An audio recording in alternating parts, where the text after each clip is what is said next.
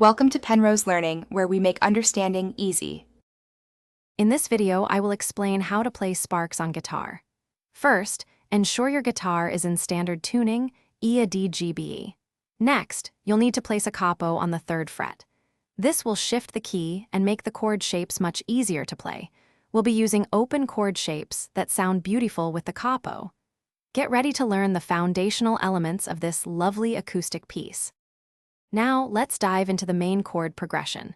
The song primarily uses G, C, and D major chord shapes relative to the capo. The picking pattern for the verse is quite consistent, often involving the bass note followed by 2 or 3 higher strings. Practice transitioning smoothly between these 3 chords, ensuring each note rings out clearly. This forms the backbone of the entire song, so take your time here. Moving on, let's refine your fingerpicking. The intro has a distinct pattern, often involving a gentle arpeggio. As the song progresses, there are moments where a light strumming pattern is introduced, adding to the dynamics. Listen closely to the original recording to capture these nuances. You might also notice subtle hammer-ons and pull-offs that add character to the melody.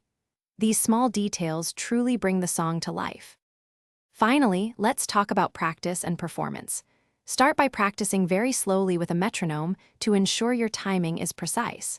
Focus on articulating each note clearly and maintaining a consistent rhythm throughout.